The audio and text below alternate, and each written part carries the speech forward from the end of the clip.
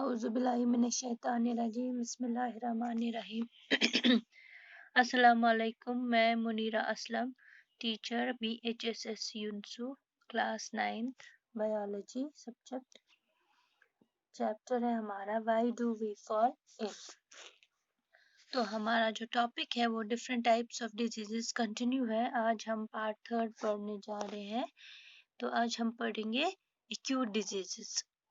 अब duration of diseases क्या है? अब हमने अभी तक पढ़ा water borne, air born, sexually transmitted, vector borne diseases, communicable, non communicable, ये सब पढ़ा। आज हम देखेंगे अब ड्यूरेशन किस डिजीज की कितनी है। तो इसमें से जो हम पहली पढ़ेंगे वो है एक्यूट डिजीजेस।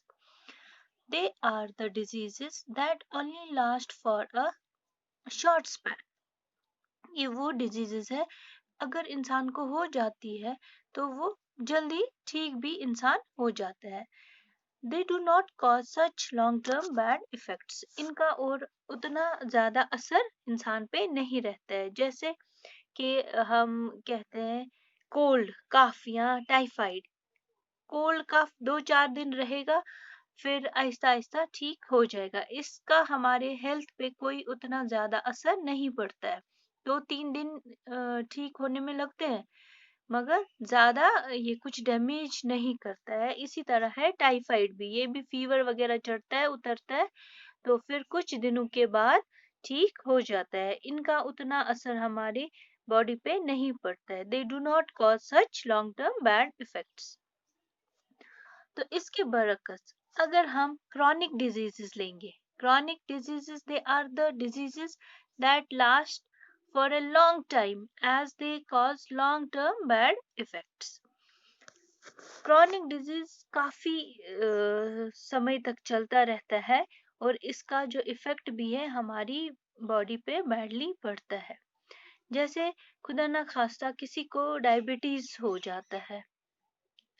अब तो छोटी एज में भी आदमी को जो ही पैदा होता है बच्चा, उनको पैदा होते ही कहते हैं हम इनको जी शुगर की बीमारी है। वो क्या हुआ? वो यही डायबिटीज होता है, मतलब लॉन्ग टर्म इफेक्ट, और उससे सेहत भी खराब हो जाती है। डायबिटीज के पेशेंट्स का आप देखेंगे सबसे ज्यादा असर इनकी किडनीज पे पड़ता है। इनका सेहत भी हमेशा खराब ही रहता है। और एक ये जो आप फिगर देख रहे हैं, ये कौन सी डिजीज है? एल्फियंटेसिस। ये भी लॉन्ग टर्म डिजीज है। तो लॉन्ग टर्म डिजीज कभी ना कभी जानलेवा भी हो सकता है, क्योंकि इसका लॉन्ग टर्म इफेक्ट होता है और ये फेटल भी होती है, तो इससे इंसान मर भी सकता है। क्रॉनिक डिजीजेस का जो टाइम ड्यूरेशन है वो काफी देर तक चलता है। मानो हमेशा के लिए इंसान के साथ होता है। अगर किसी को क्रॉनिक डिजीज हो जाएगी कोई सी, तो जैसे हाइपरटेंसिव भी है, हाइपरटेंशन, इसकी वजह से क्या होता है? हार्ट पे भी असर पड़ता है इंसान के, हार्ट अटैक हो सकता है। तो ये फिर इंसान का जो सेहत है वो बिल्कुल ठीक नहीं रहता है क्रॉनिक डिजीजेस से। तो इसका जो इफेक्ट है वो लॉन्ग टर्म बैड इफेक्ट हमारे हेल्थ पे पड़ता है। नेक्स्ट हम देखेंगे अब कंजेनाइटल डिजीजेस। ये कंजेनाइटल डिजीजेस क्या हुआ? जो ही इंसान बच्चा पैदा होता है तो ये इसको माँ के पेट से ही लगी होती है congenital disease. These are the diseases that are present since birth. जो ही पैदा हुआ तो बच्चे को पता चलता है कोई ना कोई डिजीज है, उस डिजीज को हम कहेंगे congenital disease. They are cause due to genetic defect. किससे होता है? कोई जेनेटिक डिफेक्ट होता है बच्चे में, कोई ऑर्गन या माल फंक्शनिंग ऑफ बॉडी पार्ट्स, कोई ऑर्गन डेवलप पूरी तरह नहीं होता है, हम कहते हैं इसको कंजेनाइटल हार्ट डिजीज है। मतलब उसमें उसके हार्ट में पैदा होती ही हमें पता चलता है इसके होल है हार्ट में। ऐसी ऐसी कुछ डिजीजेस है जिनको हम कंजेनाइटल डिजीजेस कहते हैं। या मेटाबॉलिक डिसऑर्डर कोई हो जाता है तो ये है congenital disease. They are permanent, और ये हमेशा रहते हैं। ये इंसान को कितना भी कोशिश करे ये खत्म नहीं होते, क्योंकि अल्लाह की तरफ से होता है पैदा होते ही। दे मे पास टू चिल्ड्रन, और ये जनरेशन टू जनरेशन, मतलब बच्चे को हो गया, फिर उसके बच्चों को हो गया, इसी तरह ये डिजीज जो कंजेनाइटल डिजीज है ये पास ऑन होती रहती है। इसकी एग्जांपल सिकल सेल एनीमिया है और हीमोफीलिया। सिकल सेल एनीमिया मैंने पहले भी आपको पिछले टॉपिक में भी बताया कि जो आरबीसीज है वो ऑक्सीजन हमारी बॉडी में सप्लाई करती है, उसी के थ्रू सारी बॉडी को ऑक्सीजनेटेड बॉडी हो जाती है। तो ये जो है वो आरबीसीज वो स्किल सेल की शेप लेते हैं, तो इससे जो ऑक्सीजन का जो फ्लो है वो कम हो जाता है बॉडी में।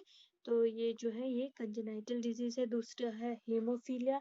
हम कहते हैं कि ब्लड क्लॉट नहीं होता है, जैसे कहीं कट लग जाता है हमारी उंगली पे या कहीं, तो फिर थोड़ी देर के बाद खून खुद रुक जाता है। मगर जिसको ये हीमोफीलिया की बीमारी होती है, डिजीज होती है, उसको कट लगने से उसका खून जो रुकता नहीं है वो बहता रहता है, ब्लड क्लॉट नहीं हो जाता है, तो उसको हम कहेंगे वो भी है कंजेनाइटल डिजीज। अब कंजेनाइटल डिजीज क्या होती है? These are the diseases that are present since birth. These are caused due to genetic defect or malfunctioning of body parts or metabolic disorder. इनकी वजह से ये हो जाती है। अब नेक्स्ट जो है वो है एक्वायर्ड डिजीजेस। ये बाय बर्थ प्रेजेंट इंसान बच्चे में नहीं होते हैं, मगर जो ये इंसान बड़ा होने लगता है, बच्चा बड़ा होने लगता है, तो ये खुद ब खुद उसमें आ जाती है ये डिजीज।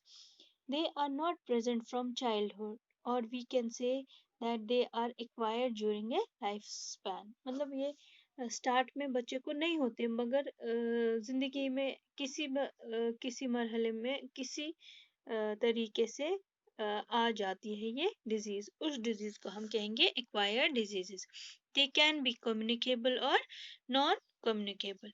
इनको हम कम्युनिकेबल भी कह सकते हैं या नॉन कम्युनिकेबल भी कह सकते हैं। कम्युनिकेबल मीन्स जो हमने पढ़ा कि ये लग सकती है, और नॉन कम्युनिकेबल है वो स्प्रेड नहीं होती है। कम्युनिकेबल स्प्रेड हो जाती है, एक हेल्दी पर्सन सिक पर्सन से हेल्दी पर्सन को लग सकता है। तो एक्वायर्ड डिजीज हुए वो they are not present from childhood, और we can say that they are acquired during a life span. Thank you.